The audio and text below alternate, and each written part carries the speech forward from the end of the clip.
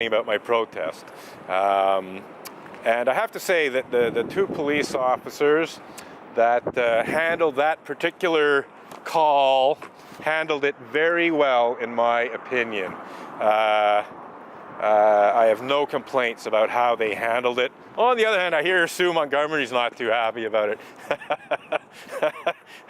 I've heard that Sue Montgomery is basically attacking the police because they didn't arrest me. Well, the police had no grounds to arrest me. If anything, they had grounds to arrest Sue Montgomery for calling in a false complaint to the police. And I have plenty of time to file a public mischief complaint against Sue Montgomery, and I do intend to do so. It's just a matter of getting some more legal advice about how to proceed.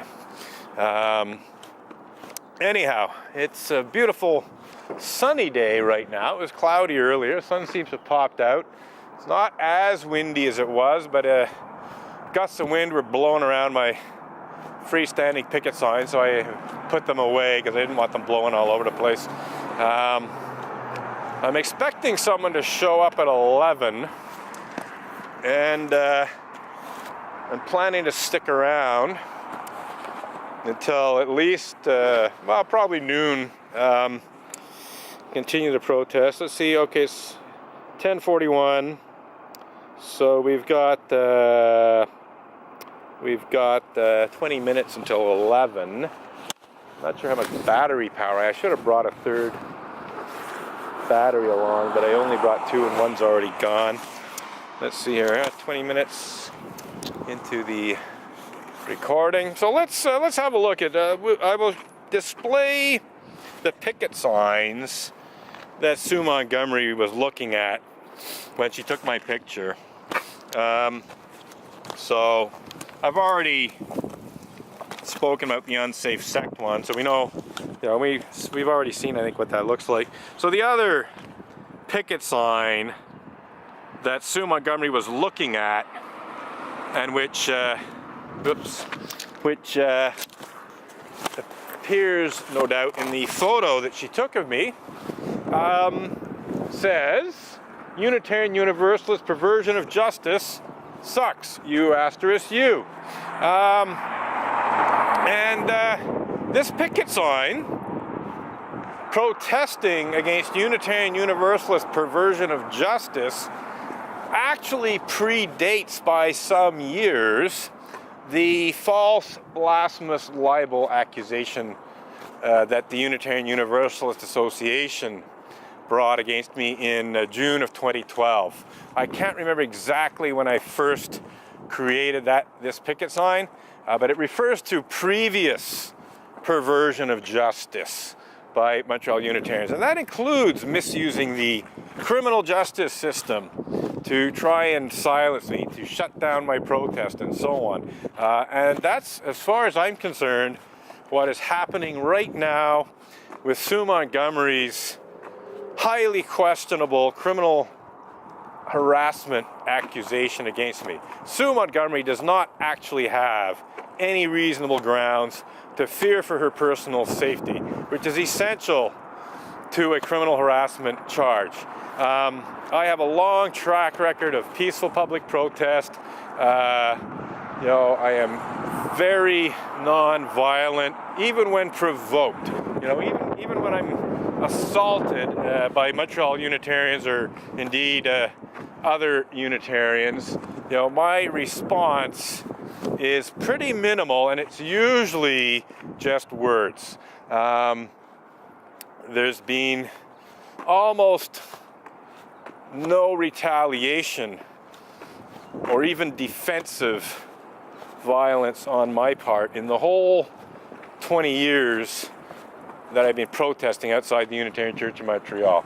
I was assaulted by David Horan in September, I believe, of 2016, and he was quite belligerent with me, quite physical with me, and he hit my hand holding my camera at least a couple of times, and he was really in my face. Like, he was walking towards me very quickly. I was walking backwards to keep a distance, And at a certain point, for reasons I do not understand, David Horn put the lower part of his face into my camera lens front. I really don't know why he did that. It's just a ridiculous thing to do. But as far as I was concerned, he was too close for comfort. I mean, he was already too close for comfort before he did that. But shoving his face into the lower, showing the lower part. Sorry, sir, that's the wind. Sorry. And I don't know what he was going to do. Like he could have been trying to block the camera with his face so he could punch me with both his hands. I mean, my hands were both, occupied with holding my camera.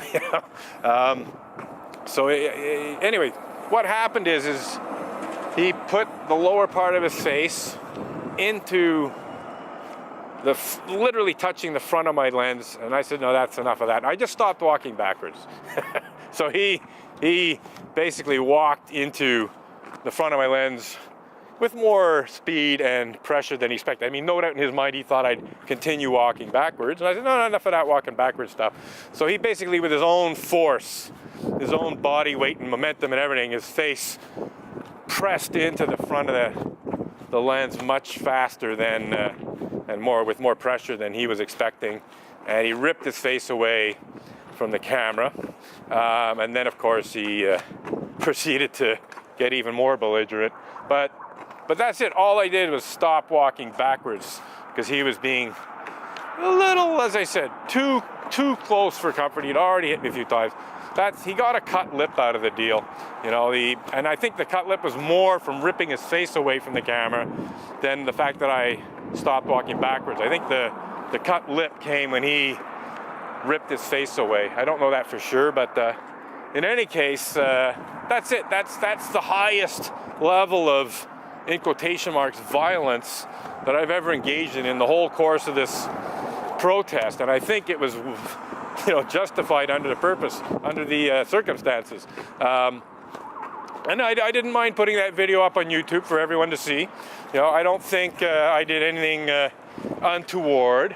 But my point here is that in the whole 20 years of protesting, that's the highest level of, as I said, in quotation marks, violence, that I've ever engaged in. And all it consisted of was stopping walking backwards and letting this idiot press his face into my camera harder than he was expecting to. So, that's basically it. Purely defensive move.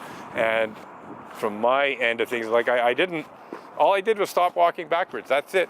It's like it was his own belligerence, his own momentum that caused the camera to press into his face harder than he was no doubt expecting, because he no doubt expected me to continue walking backwards.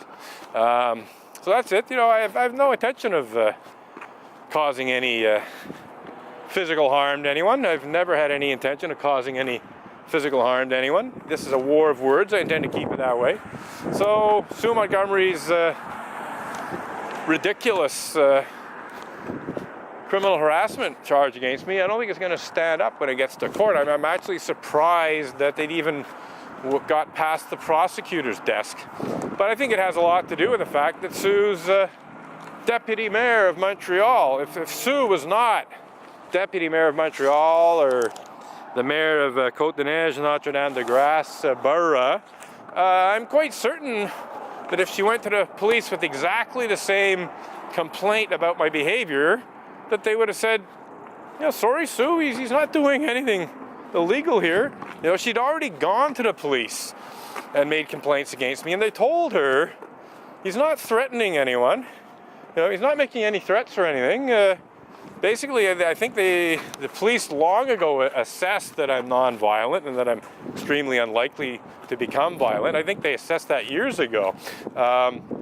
So it's just ridiculous for Sue to try and pretend, that I represent some kind of threat to her personal safety. I represent a threat to her reputation because I'm telling some very unpleasant truths about her. But if she's worried about her reputation, she should either change her behavior so that I no longer am in a position to criticize her for her complicity in Unitarian Universalist clergy abuse cover-up and so on, or she should sue me for libel. See how that works out. I'm very confident that if Sue Montgomery sues me for libel, that she will lose and lose badly. But what do we got here? Let's see.